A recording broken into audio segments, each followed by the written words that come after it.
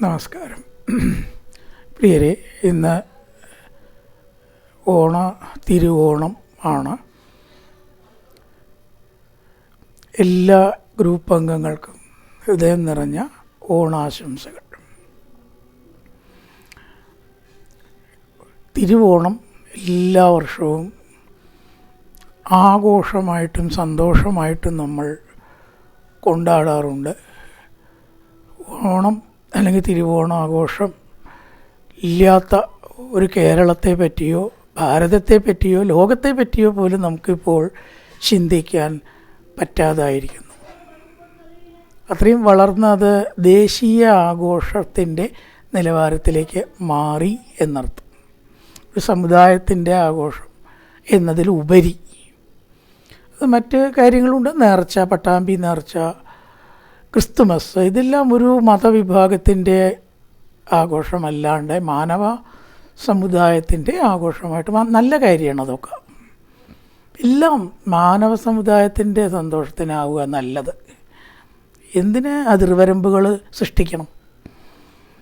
അപ്പം എന്തായാലും ഈ തിരുവോണം ആഘോഷിക്കുന്നതിനെ സംബന്ധിച്ച് എല്ലാ വർഷവും നമ്മൾ പറയാറുള്ള കാര്യം തന്നെയാണ്. എങ്കിലും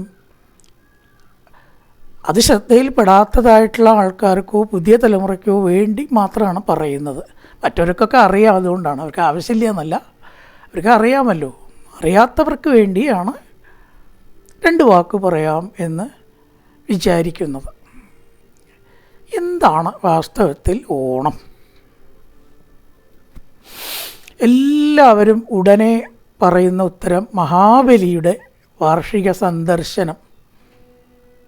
പക്ഷെ ഇതിലെന്താണ് സത്യം? എന്താണ് ഓണം? നമ്മുടെ പുരാണങ്ങളുടെ അല്ലെങ്കിൽ ഭാഗവതോ ബാക്കി വിശ്വാസത്തിനും അതിലുള്ള വിവരണത്തിനും അനുസരിച്ച് മഹാബലിയുടെ അനുസ്മരണമല്ല ഓണം. മറിച്ച് വാമന ജയന്തിയായിട്ടാണ് നമ്മളത് ആഘോഷിക്കുന്നത്.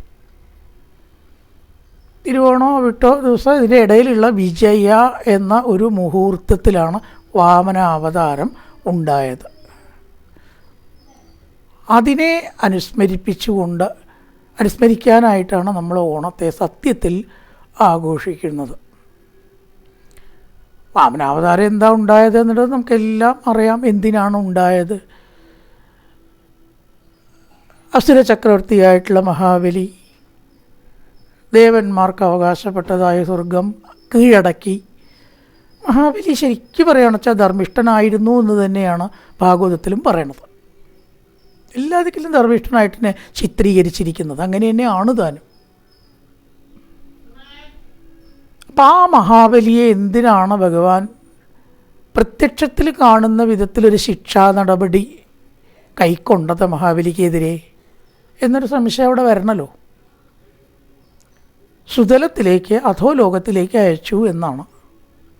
ഈ അധോലോകങ്ങൾക്കൊക്കെ പൊതുവേ രസാതലം, പാതാളം എന്നൊക്കെ ഇങ്ങനെ പറയും. വേർതിരിച്ച് പറയുമ്പോൾ ഇതെല്ലാം വേറെ വേറെ ലോകങ്ങളാണ്. രസാതലം, പാതാളം, മതല, വിതല, സുതല, മഹാതല, 7 ലോകങ്ങൾ വേറെ വേറെ ഉണ്ട്. അതിലത്തെ ഒന്നാണ് രസാതലം. മൊത്തത്തിൽ ഇവയൊക്കെ പാതാളം, രസാതലം എന്ന് അങ്ങനെയും പറയാം, ചിലപ്പോൾ പറയാറുണ്ട്. അപ്പോൾ അവിടേക്ക് അയച്ചു. സ്വന്തം രാജ്യത്ത് നിന്ന് ആട്ടിപ്പയച്ച പോലെയല്ലേ ഭഗവാൻ ചെയ്തത്? സത്യത്തിൽ അതൊരു ശിക്ഷയായിരുന്നില്ലേ എന്നൊരു സംശയം 2 നിലയ്ക്കും പറയാം. ശിക്ഷയല്ല എന്നൊന്നും പറയാൻ പറ്റില്ല. സ്വന്തം സാമ്രാജ്യത്തിൽ നിന്ന് ഒരാളെ ആട്ടി ഓടിക്കുക എന്ന് പറഞ്ഞാൽ ശിക്ഷ തന്നെയാണ്. പറഞ്ഞയക്കുകയാണല്ലോ ചെയ്തത്. ശിക്ഷയാണെങ്കിൽ എന്തിന് ശിക്ഷിച്ചു? ഇവിടെ ഒരു കാര്യം നമ്മൾ ഓർക്കേണ്ടതുണ്ട്. എത്ര ധർമ്മിഷ്ഠനാണെങ്കിലും അയാൾ 100 ശരി ചെയ്തിട്ട് ഒരു തെറ്റ് ചെയ്താൽ ആ തെറ്റ് തന്നെയാണ്. നമ്മുടെ ശാസ്ത്രങ്ങൾ അങ്ങനെ പറയണം. ഞാൻ 101 പുണ്യം ചെയ്തില്ലേ, അപ്പോൾ ഒരു പാപം ചെയ്താൽ എന്താ വിരോധം? എനിക്ക് 100 പുണ്യത്തിൻ്റെ സുഖം മതി. ആ ഒരു പുണ്യവും പാപം കൂടി ക്യാൻസലായിട്ട് ന്യൂട്രലാക്കി കൂടെ? അങ്ങനൊരു നിയമം ഇല്ല. അങ്ങനൊരു നിയമം ഇല്ല. 101 പുണ്യം 101 പുണ്യമായിട്ട് തന്നെ അനുഭവിക്കാം. ഒരു പാപം പാപമായിട്ട് തന്നെ അനുഭവിക്കണം. അപ്പം എന്താ മഹാബലി ചെയ്ത പാപം, തെറ്റ്? സ്വർഗലോകം കീഴടക്കിയെന്ന് തന്നെ. സ്വർഗലോകം അസുരന്മാർക്ക് അവകാശപ്പെട്ടതല്ല, ദേവന്മാർക്ക് അവകാശപ്പെട്ടതാണ്. അങ്ങനെയാണ് വ്യവസ്ഥ. അപ്പോൾ ആ സ്വർഗം കീഴടക്കിയത് തന്നെയാണ് പ്രത്യക്ഷത്തിൽ മഹാബലി ചെയ്ത തെറ്റ്. നമുക്ക് സമയം നന്ന് എന്ന് വിചാരിച്ച് വേറെയുള്ളവരുടെയൊക്കെ സ്വന്തമാക്കാൻ പുറപ്പെട്ടാലോ? നല്ല ജാതക സമയമാണ്, അയാളുടെ സ്വത്തും അയാളുടെ വളപ്പും അയാളുടെ വീടൊക്കെ ഇനി എൻ്റെയാണ് എന്ന് പറഞ്ഞാൽ എന്താ ഉണ്ടാവുക? ഒരു ജാതകവും സമയവും നമ്മളെ ഉണ്ടാവുമോ? കോടതി പോകേണ്ടി വരും, കേസ് പോകേണ്ടി വരും, ജയിലിലും പോകേണ്ടി വരും, അടിയും കിട്ടും ചിലപ്പോൾ. അപ്പം മറ്റൊരാൾക്ക് അവകാശപ്പെട്ടതിൽ നമ്മൾ കൈവയ്ക്കരുത്. അതാണ് മഹാബലി ചെയ്ത പ്രത്യക്ഷത്തിലുള്ള തെറ്റ്. ഇനി ഭഗവാന്റെ ലീലകളൊക്കെ ഗഹനങ്ങളാണ്. ഭക്തനായിരിക്കുന്ന മഹാബലിയെ ഭഗവാൻ അനുഗ്രഹിക്കണം എന്ന് എന്നോ തീരുമാനിച്ചിട്ടുണ്ട്. ഇവിടെ ഇപ്പം ശിക്ഷയും അനുഗ്രഹവും രണ്ടും വേണം. ഇതാരൊക്കെ സാധിക്കുക? ഭഗവാൻ വിഷ്ണുവിനല്ലാണ്ട് ഈ മാതിരി സർക്കസുകളൊന്നും ചെയ്യാൻ പറ്റില്ല.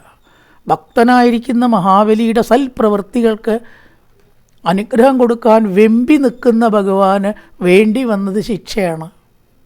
അതിനുള്ള കാരണം മഹാബലി തന്നെ വരുത്തി ചെയ്തു വെച്ചു. എന്നാൽ അനുഗ്രഹം വേണ്ടാന്ന് വയ്ക്കാൻ പറ്റുമോ?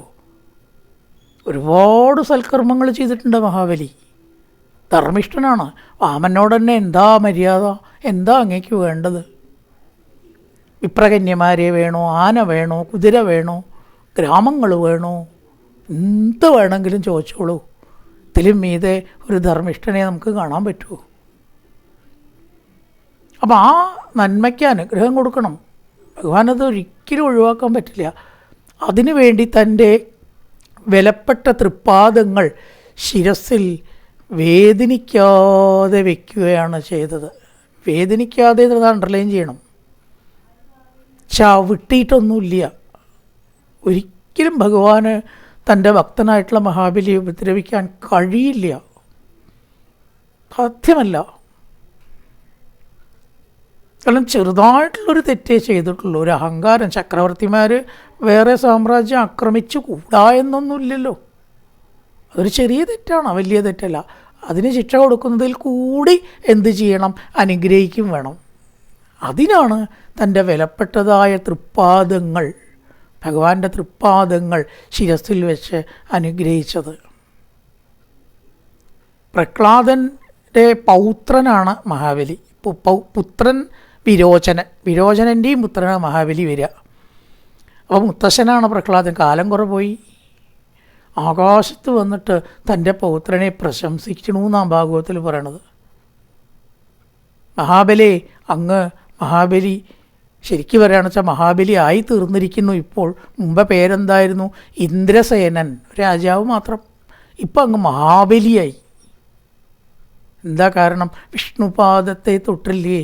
ഭക്താനാം കാമവർഷത്യുതൊരു കിശലയം നാഥതേ പാദം മൂലം.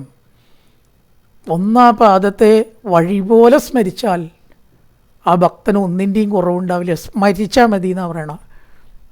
ഒരു ഉപാസനയും വേറെ ചെയ്യേണ്ട. മനസ്സിലാ പാദത്തെ ഉറപ്പിച്ചങ്ങോട്ട് സ്മരിച്ചാൽ അതന്നെയല്ലേ ഉപാസന. ഭഗവാൻ അവൻ അടിമയാണ്.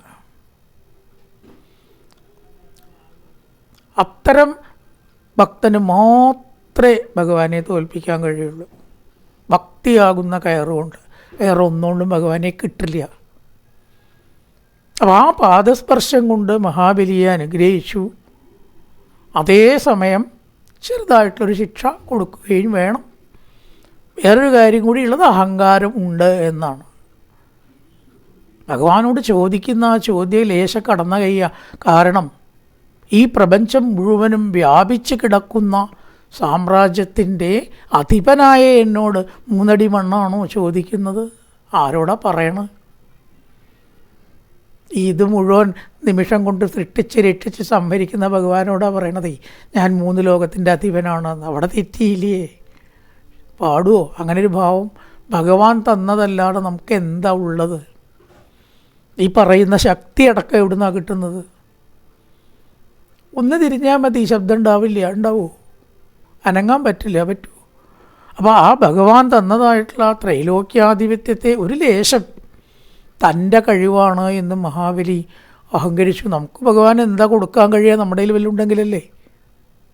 ഭഗവാൻ തന്നത് ഭഗവാൻ തന്നെ തിരിച്ചു കൊടുക്കുക നമ്മൾ ചെയ്യണത്, അല്ലാണ്ട് നമ്മുടേതായിട്ടൊന്നും ഇല്ല. ആ ഒരു ബോധം ഒരു ഘട്ടത്തിൽ മഹാബലിക്ക് ഉണ്ടായില്ല. പിന്നീടുണ്ടായി, കിട്ടേണ്ടത് കിട്ടിയപ്പോൾ ഉണ്ടായി.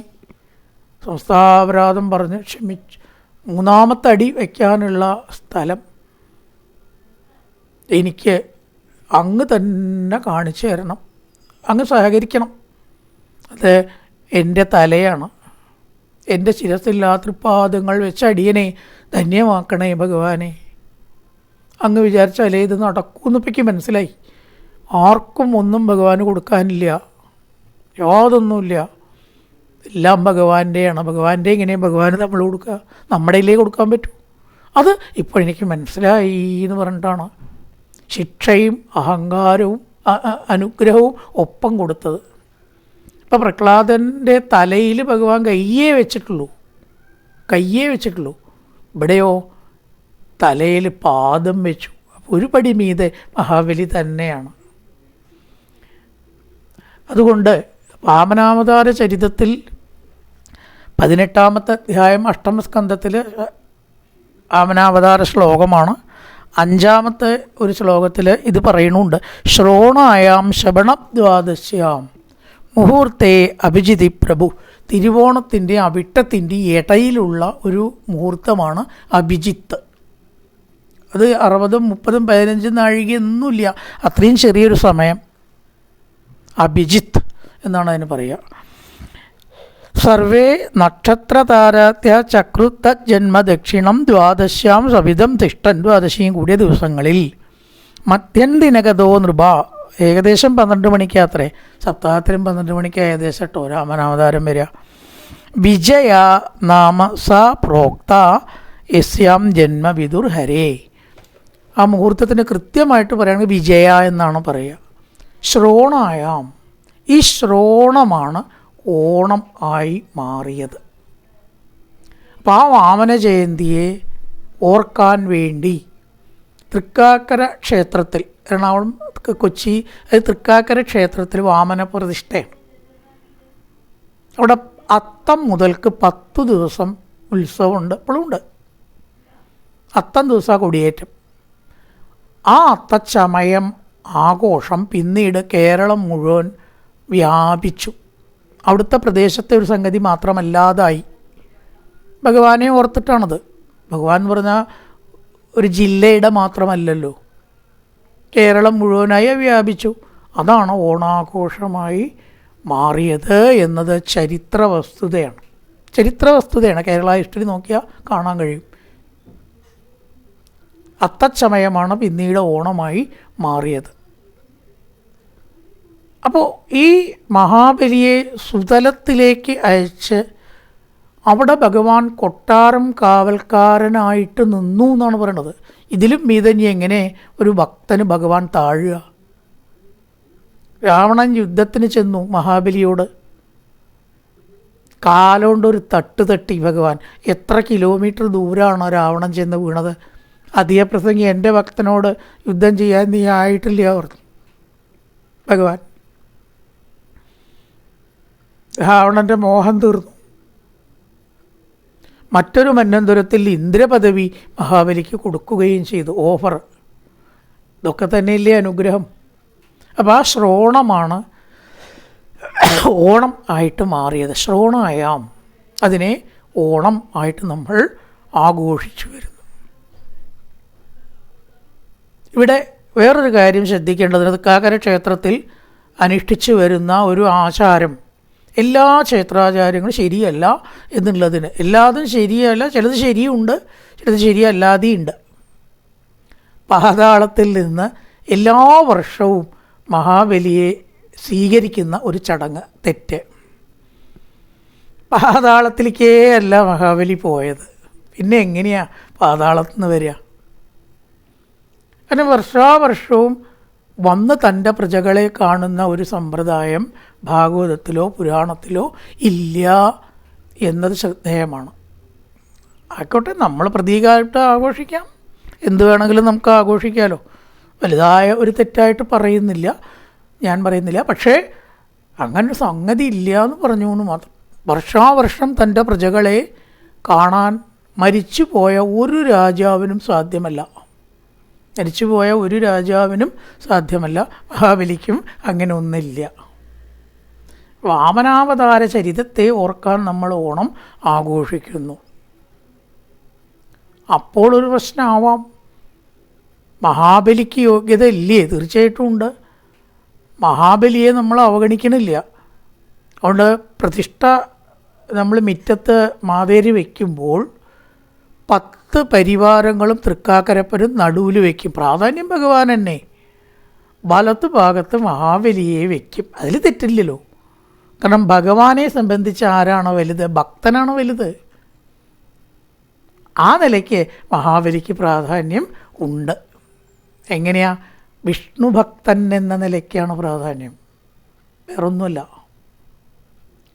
ഭക്തനെ സംബന്ധിച്ച് ഭഗവാനാണ് വലുത്, അതിനപ്പുറം വേറൊന്നുമില്ല. ഭഗവാനെ സംബന്ധിച്ച് ഭക്തനാണ് വലുത്.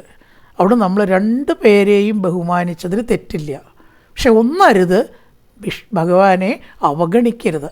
മഹാബലിക്ക് വേണ്ടിയാണോ ഓണം എന്ന് പറയരുത്. മഹാബലിക്കും കൂടി ആയിക്കോട്ടെ, അത് തെറ്റില്ല.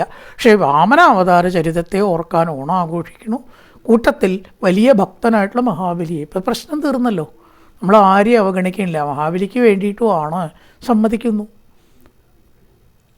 ഭക്തനും ഭഗവാനും കൂടി ഉള്ള ഒരു ബഹുമാനമാണ് ഓണം. അപ്പോൾ എന്തായാലും കാലാവസ്ഥയ്ക്കനുസരിച്ച് പറയുമ്പോൾ മഴയൊക്കെ പോയി തെളിഞ്ഞ ഒരു കാലാവസ്ഥയാണ് വേണ്ടത്. വർഷപ്പം അങ്ങനെയല്ല കാണുന്നത്. അപ്പോൾ മനോഹരമായിട്ടുള്ള കാലാവസ്ഥ. മഴക്കാലം പോയി കർക്കിടത്തിൻ്റെ കറുത്ത ചേലകൾ വലിച്ചെറിഞ്ഞ് പുതിയ ഉടുപ്പുകളൊക്കെ ഇട്ട് പുറത്തേക്ക് പോവാൻ പറ്റിയ ഒരു സന്ദർഭമാണ് എന്നാണ് പഴയ സിസ്റ്റപ്രകാരം. ഇപ്പോൾ കാലാവസ്ഥയിലുള്ള വ്യതിയാനങ്ങൾ ഇതിന് മാറ്റം വരുത്തി. അപ്പോൾ പുതിയ ഉടുപ്പുകൾ അണിയുന്നു, മഴ പോയി എന്ന സന്തോഷം ആഘോഷിക്കുന്നു. കൊയ്ത്തിൻ്റെ ഒരു ഉത്സവം കൂടിയാണ് ഓണം. കന്നിക്കൊയ്ത്ത് എന്നാണ് പറയുക. ചില ദിക്കിൽ ചിങ്ങത്തിൽ തന്നെ കൊയ്ത്ത് തുടങ്ങുമല്ലോ. അപ്പോൾ സമൃദ്ധിയുടെ ഒരു ആഘോഷം. അപ്പോൾ കുറച്ച് ദിവസമെങ്കിലും നമ്മൾ ആ ദാരിദ്ര്യവും കഷ്ടപ്പാടുമൊക്കെ മറന്ന് പുതിയ ഉടുപ്പുകളൊക്കെ ധാരാളം വാങ്ങി ആഭരണങ്ങളും ഒക്കെ അണിഞ്ഞ് ഓരോ സ്ഥലത്തേക്കൊക്കെ യാത്രയും വിനോദങ്ങളും കൈകൊട്ടിക്കളി മുതലായിട്ടുള്ള കലാരൂപങ്ങളിലൊക്കെ ആസ്വദിച്ച് എല്ലാ ദുഃഖത്തിനും അവധി കൊടുക്കുന്ന ഒരു ഉത്സവം കൂടിയാണ് ഓണം. കാർഷിക പ്രാധാന്യമുണ്ട്. കൊയ്ത്ത് ഉത്സവമായിട്ടും ഓണത്തിനെ ആഘോഷിക്കുന്നു. അപ്പോൾ മഹാബലിക്കും വാമനനും കൂടിയാണ് ഓണം എന്നതാണ് ഊന്നി പറയാൻ ആഗ്രഹിക്കുന്നത്. മഹാബലിക്ക് മാത്രമല്ല. വാമന ജയന്തിയാണ് പിന്നീട് അത്തച്ചമയം ഉത്സവം ഓണാഘോഷമായി മാറിയതെന്നും മഹാബലിക്ക് പ്രാധാന്യം കൊടുത്തതിൽ തെറ്റില്ല എന്നുമാണ് നമ്മളിവിടെ ഊന്നിപ്പറഞ്ഞ് മനസ്സിലാക്കി ഓർക്കേണ്ട കാര്യം. തർക്കം വരുമ്പോൾ നമുക്ക് പറയാൻ സാധിക്കണം, മഹാബലിക്കാണോ ഓണം, വാമനാണോ ഓണം, മഹാബലിയായിട്ട് ആണോ ഓണത്, അങ്ങനെ പറയുന്നത് ശരിയാണോ? മഹാബലിക്ക് മാത്രമായിട്ട് എന്ന് പറയുന്നത് തെറ്റാണ്. മഹാബലിക്ക് ഉണ്ടായിക്കോട്ടെ, അത് തെറ്റൊന്നുമല്ല. മഹാബലിക്ക് മാത്രം എന്ന് പറയുമ്പോഴാണ് കുഴപ്പം. മാവേലി നാടു വാണിയിടും കാലം എന്ന് മാത്രമല്ല, വാമനാവതാരം കൊണ്ട് ഈ പ്രപഞ്ചത്തെ അനുഗ്രഹിച്ച ഉത്സവം കൂടിയാണ് ഓണം എന്ന് ആത്മീയ ചിന്തയുള്ള നമ്മൾ ഓർക്കണം. അത്രേ പറഞ്ഞു. വാമനെ ഒരിക്കലും നമ്മൾ വിസ്മരിക്കാൻ പറ്റില്ല. വാമന ജയന്തി ആണ് ഓണാഘോഷമായിട്ട് പിന്നീട് മാറിയത്. എന്തായാലും പറയുകയാണെങ്കിൽ നമുക്ക് ഒരുപാട് പറയാനുണ്ട്. പ്രധാനപ്പെട്ട പ്രസക്തമായിട്ടുള്ള കാര്യം മാത്രം പറഞ്ഞു എന്ന് മാത്രമേ ഉള്ളൂ. ഒരിക്കലും മഹാബലിയെ ശിക്ഷിക്കുകയല്ല ചെയ്തത്. എല്ലാവർക്കും സന്തോഷകരമായിട്ടുള്ള ഓണാശംസകൾ നേർന്നുകൊണ്ട് നിർത്തുന്നു. നമസ്കാരം.